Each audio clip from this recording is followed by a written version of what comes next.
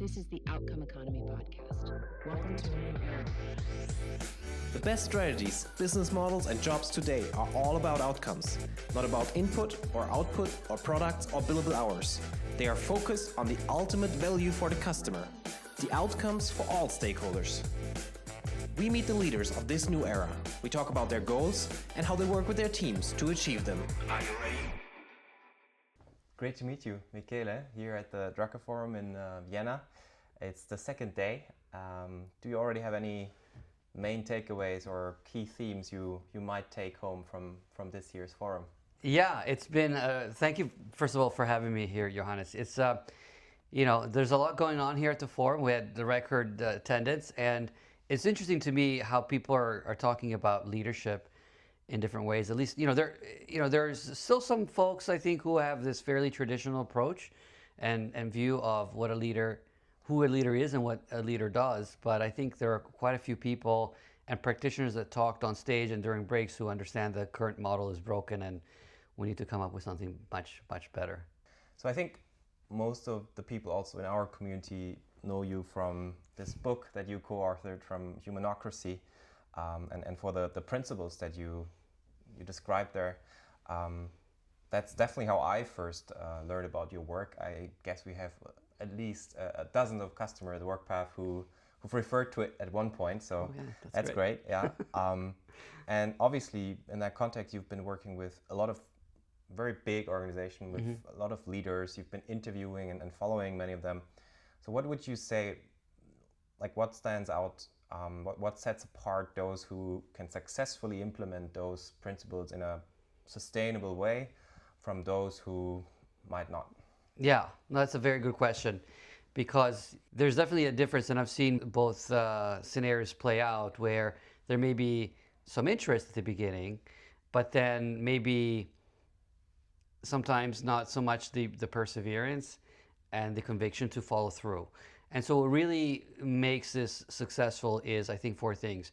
One is a kind of realization that the status quo isn't going to cut it. It's not going to be enough. If companies and organizations are facing challenges that are unprecedented, and so we need almost like unprecedented capabilities, whether it's creativity, being bold, being fast, and so on. And so just the conviction that the status quo is indefensible, we need to do better, and having that really deeply resonate with everyone. That's number one. Number two is open-mindedness, the kind of this idea of going beyond the common boundaries of traditional management or best practice and saying we need to actually look for something radically different and understanding different models. The third thing is this idea, and this is, I think, a really critical one, having a systemic approach. Often companies try this maybe in, to change one bit, the compensation system, or maybe they take out a few layers here and there. But, the ones that really succeed are the ones that understand that almost everything needs to be reimagined, right? And maybe not all at once. In fact, probably not all at once, because that's too difficult and daunting. But having this idea that, everything will need to change eventually for this to work. And the last thing that is connected to this is this idea of being, of perseverance, taking the long-term perspective and saying this is not a program, it's more of a quest. It's more of a journey that it almost, in a way, is never over. Yeah. Right? And so you can kind of you have to take that long-term perspective. You can't change all of these things in 6 months. Yeah. You can have impact in 6 months, but you can't change the whole system in 6 months. Yeah. I think that aspect of perseverance is something we regularly see leadership teams struggle with the most, because quite frankly, many board members, many CEOs might not have the mandate to sort of like keep trying and doing this for the 5 years, 10 years it might take. And what I really liked about your panel yesterday, we saw like Kevin Nolan for like GE Appliances really coming from, I think, a more traditional organization and then transforming that, but then also Karen Massey, CEO from Agenix, really, it feels they are a scale-up, right? And feel like they are implementing these principles right from the start, which sometimes might be a bit easier.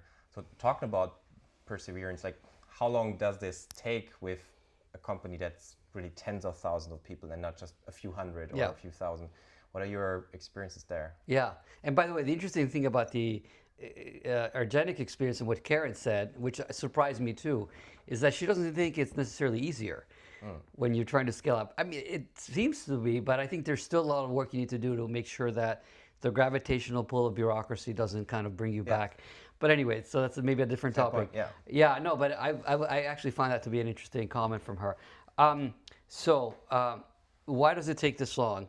Well, if you want deep capability change and acquiring new capabilities, you just need to build muscle. You need to build capacity that is really deep, right? And I mean, think about your own personal life.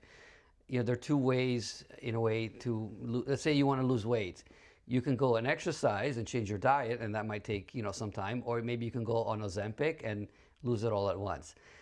But maybe there's some costs of taking Ozempic, or maybe there's some side effects. And so the idea is that you want to make this like something that is actually permanent and it really sticks. And for that to happen, it just takes time, because there are a couple of things there.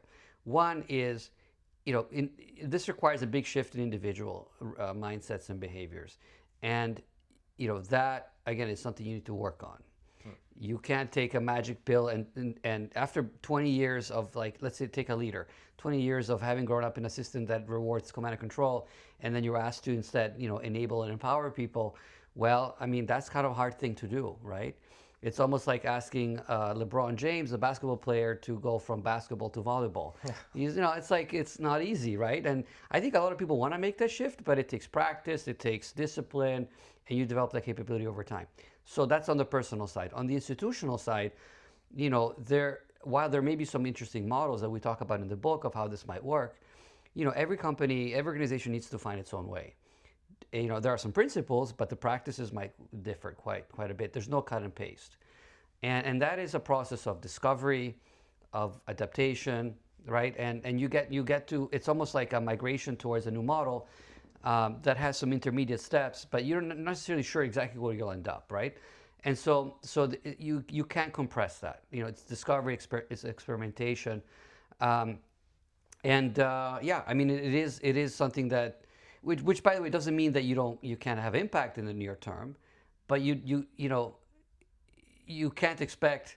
This is very different from an SAP implementation, right? In an SAP implementation, you have very clear outcomes and processes, and you can kind of go from point A to B very easily.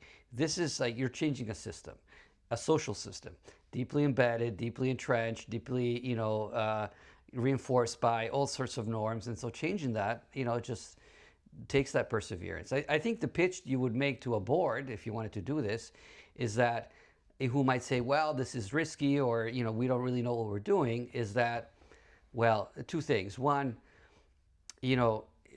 inventing something new is always takes a bit of a leap of faith, right? And there are ways to de-risk it, and maybe we can come back to that later. I mean, if you ask yourself who else has done it, then that's not maybe a question that leaders ask themselves. The leaders ask, is this worth doing, right? Yeah. And then the second thing, that I think a lot of executives or boards who are maybe hesitant don't appreciate is that and we heard this in the panel yesterday, is that there's a tremendous amount of risk in not doing anything at all. Maybe there's more risk in the status quo than there is in changing it. Yeah, Michael Lurie pointed that out. Yeah. So anyway, so those would be some of the things. Again, it's the way I like to think about it is that you have revolutionary goals, but evolutionary steps. Mm-hmm. So you can shoot for the stars, but then be very practical in how you get there, so that you don't have to wait 5 years to see impact. Yeah. Another strong influencing factor on perseverance is the economic context. Right now, under economic pressure, it seems like that's where a lot of enterprises pull back and focus more on centralized decision making, cost control, like falling back into established patterns, I feel. Is that something you've observed also during other previous downturns, and how can companies deal with that? Yeah, I think a crisis in a way is a good opportunity to do some to start from new principles and reimagine how we can radically improve operations. Because if you centralize, if you run the old playbook, you might get a few percentage point improvements. But a lot of companies are facing a crisis that is structural. So you actually need 10x improvements, and the current playbook won't get you there. So you need to reimagine radically how you unleash the imagination, the innovation, and the initiative of every member of the organization. And if you do that, you can definitely get a multiple of that level of performance improvement. I mean, we wrote Humanocracy. And Humanocracy, the title might make it sound like it's a book about treating people well, and partly it is, right? We want people to be respected and have dignity at work, but there's a very, it's more almost like the book is really about how do you unlock an unbelievable amount of performance that is currently untapped. And yesterday in the panel, we heard several people say that, when you make these changes to the system, to the organization, with the same people, you get 10x improvement in performance. Same people, much higher level performance. We hear this from Michael Lurie at Bayer, from Kevin Nolan at GEA. So that would be my pushback to saying, hey, let's try what we've always tried. It's like, well, that won't get you there, right? If you need non-linear performance improvement, so you need to think very differently about how you get there, and the key for me is discovering new ways of managing, leading, and organizing, not like just running the same kind of recipe one more time. Yeah. So you're saying never waste a good crisis. Yeah. For these kind of changes. Yeah.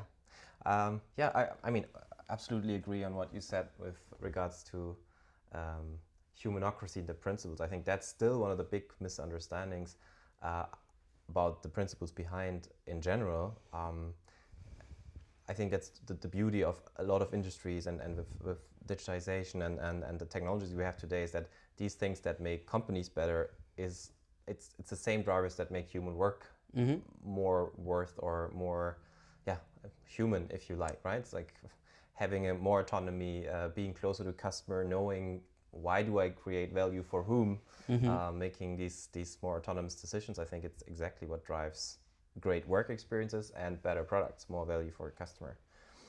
You mentioned sort of like thinking in systems a couple of times. We also had some people here in the podcast. Stefan Kühl, who's a renowned German, I think he would call himself maybe a organizational sociologist, but does a lot of research on system theory. One of the challenges we talked about and we experience a lot is if you drive this transformation, this kind of change with the old mechanics, like top down, you have to do this now, it's sort of, it doesn't work. But then we also experience the other extreme where sort of the company stops doing a lot of things and the employees feel like they've been in this corset and a lot of things have been defined for them. They knew exactly what to do, and now suddenly they have to figure it all out, and it feels like chaos. It feels like they need orientation. I guess this asks for a it depends answer, but how can you deal with this? How do you find the right balance there as a leader if you want to drive this kind of change, not in the old way, but also not completely overwhelm your teams and make them feel like they're alone with that change? No, that's a really good point. I mean, I do think that it's kind of a paradox or a contradiction to try to drive to models like the one we talk about in the book or that you heard about yesterday in a kind of top-down way, because that's kind of counter, it's a contradiction, right? And in a way, again, we talked about complex systems. You can't engineer those from the top down. You just don't have enough capacity or imagination at the top to understand how all this works, and it needs to be an evolutionary process. I think this doesn't mean though like that you just unleash chaos, right? You can be structured while still being emergent, right? And I think you can do that in a few ways. One thing you can do is co-design the future organization with the people that are gonna live it. And so again, just don't bring down from the top solutions that are all already kind of baked. but involve your employees. For instance, take something like a process that everybody typically hates, like the performance review process or the budgeting process. How might we reimagine it according to these principles? What can we learn from companies that have done it differently? How might that apply to us? And so if you start to have people involved in the process of designing the new systems, you give them a better understanding of the very complicated trade-offs you need to make, the design decisions, and then you get a lot more commitment because they were part of the problem solving, the design, right? So that'd be one. The other thing related to that is that, even when you co-design, you may not get the right answer at the beginning. So can you think very experimentally? Can you try a new process for allocating resources, maybe in one part of the organization, maybe for 90 days and see how it works.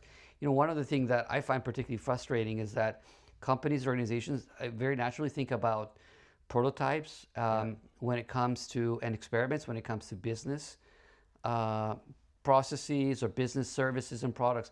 But when it comes to organizational practices, it's like foreign to them. Yeah. It's like either it was one way, and then next day it's something else. And it's like, why? We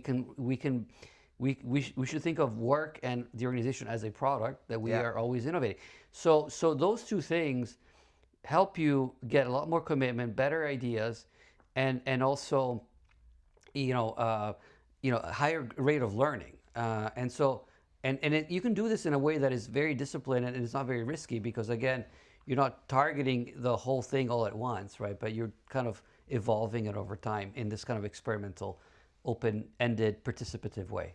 Yeah, seeing the organization as a product, that is, I think, a really, really good point. So we both have the privilege of working with buyers and having some insights there. I think on stage yesterday you rightfully said this is probably the most interesting and the biggest business transformation in the world right now.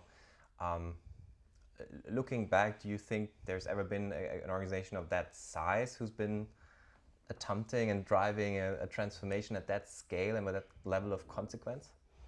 Yeah, it's a good question.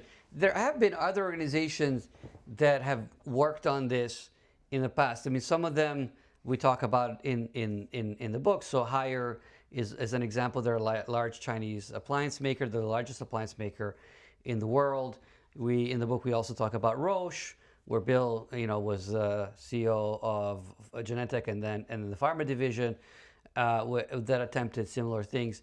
The interesting thing that maybe sets Bayer apart is that they're doing it, with a lot of urgency and a lot of ambition. So they're trying to cover a lot of ground very, very quickly, and at a really large scale. Like, in a way, Haier has, had the luxury of kind of taking an approach, because they started from a very traditional back. Now it looks like this crazy company. Like, how could they be like that? But when they started, like in the late 90s, early 2000s, they were actually very traditionally managed, and so they started with experiments in different parts of the company, and then kind of they evolved their model.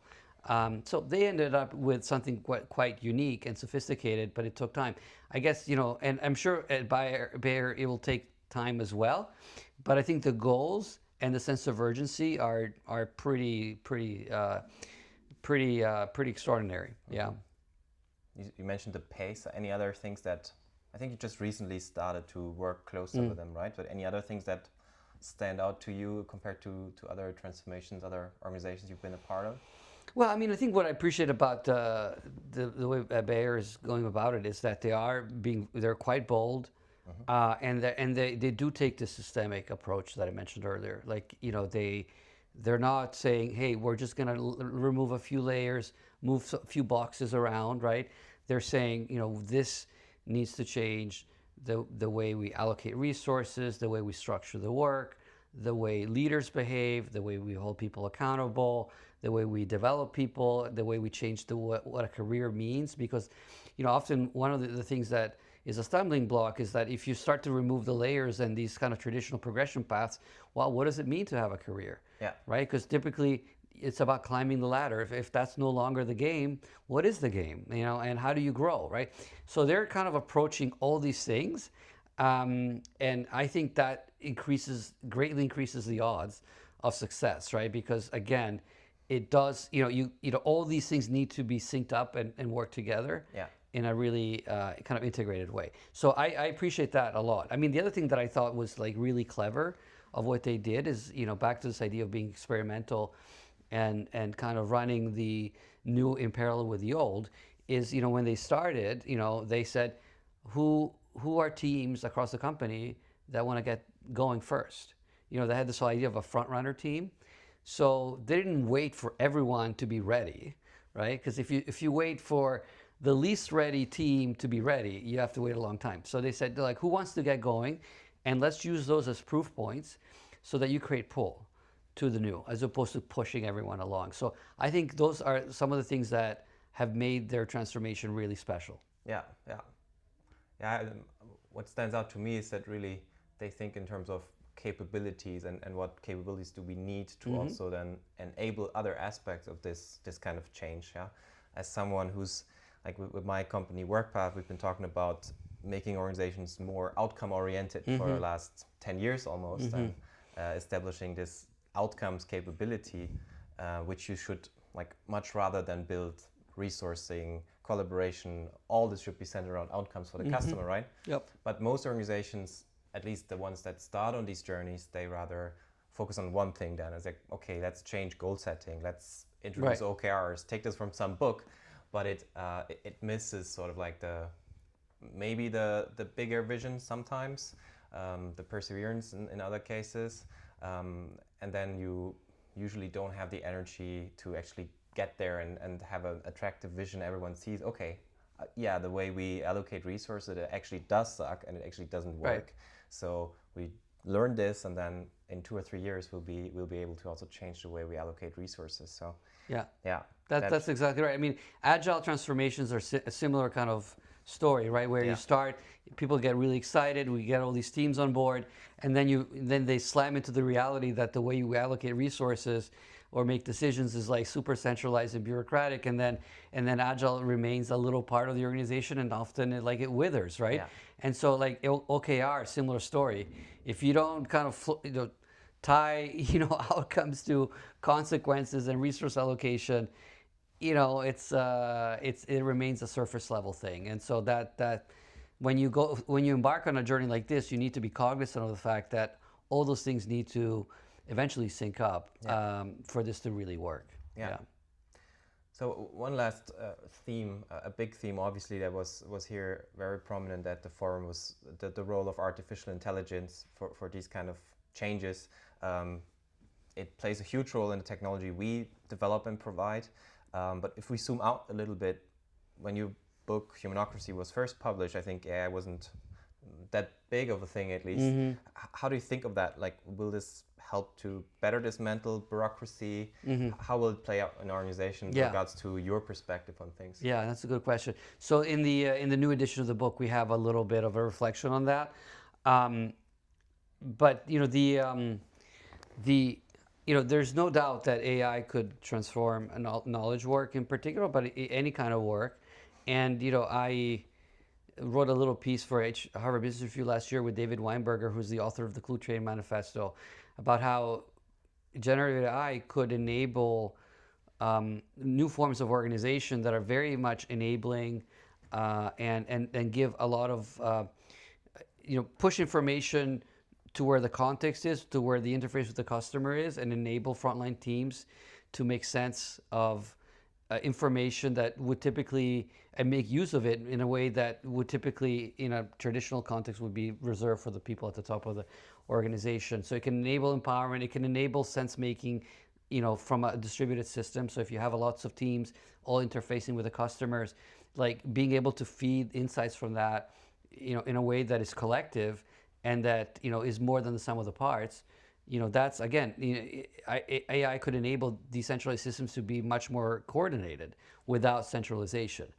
It could also create new ways in which we look at leadership. There was an interesting study, we cite this in the US Army, where they try to see how artificial intelligence could assign decision authority in warfare to different people depending on the specifics of the situation. So sometimes it may be the colonel at headquarters, sometimes it could be the platoon leader.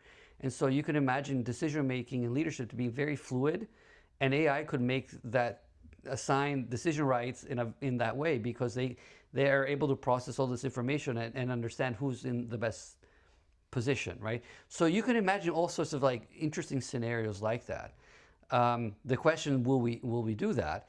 And to me, that's still an open question. Technology like AI doesn't have a will on its own. It's neutral, and we steer it in one way or another. We could steer it towards enablement and towards the creation of more empowering systems of organization that are decentralized, or we could steer it towards like digital Taylorism and reinforcing the worst instincts and the worst kind of habits of bureaucracy. And it's kind of up to us to kind of steer it in the right direction. One thing that gives me a little bit of pause is that I'm old enough to have seen this movie play out with the prior wave of technology. When the internet and the web came out and social media came out, there was a lot of hype about how that was going to flatten organizations, make them much more lateral, empower the front lines, transform work, transform education. Yeah. And like none of that happened. And we spent trillions of dollars on IT, and the productivity impact was not so clear. And so again, like, how do we make sure this time is different? I think I'm optimistic in the end, but it's not a future that is preordained. We will have to in a way kind of fight for it. Yeah, that's very true. We have to define how we want to do things. I think, parts of it might be a bubble, but many aspects behind that will definitely remain. And sure. I think also important to look beyond the temporary effects, right? I think right now already we can see that this will actually increase polarization in organizations, where some of the best or most motivated employees will be amplified and others struggle more. So I think that's something to look out for. But bigger picture, it's definitely like a lot of upside. And Yeah. I think a lot of the traditional management work, management tasks, can be automated and enable managers to focus more on actually being leaders, being Yeah. coaches, being builders and architects themselves for customers. So Yeah. very exciting times ahead. Yeah, the other thing I would say is that it could be a great leveler, so that you can have people who are, in the front line, who have the same access to collective intelligence as a CEO, and so what does that, or the same information tools. So what does that do to local autonomy and Yeah. exercise of responsibility in a much more distributed way? So yeah, it's exciting to think. In fact, about the possibilities. And in fact, even pre-AI, a lot of the companies we talk about in the book, one of the things they did is heavily invest in information systems that allow trade-offs to be made in real time locally, and to assign economic accountability and responsibilities to very small units. Yeah. And so you have to go well beyond the typical information system to do that. And that's, partly it's that information backbone that allows them to be so decentralized and effective. And so AI can make that even more possible, even more effective. Yeah, I think Kevin Nolan from GA Appliances mentioned that on your panel yesterday as well. That information, it can be used in both directions or in both ways, to flatten hierarchies, to empower, or to create new silos. And, Right. and I very much agree that if you deploy AI in the right kind of context, in like these organizations, we talked about Bayer, about others that follow Humanocracy principles, that it can be a great amplifier for the good, and in others it might also be used in harmful ways. Yeah, It's up to us. it's up to us, and I think that's a good closing word. Michele, thank you very much. Really appreciate you taking the time despite all the talks, all the panels. It's great meeting you in person here. We'll have a couple of books here, so we'll find a way for the audience to maybe get one of them. Maybe Michele even leaves a short note and a signature on it. But for today, that's it. And yeah. Well, thank you, again. Johannes. I'm a big fan of your work, and so keep it up, and let's stay in touch. We will. Thanks. Thank you.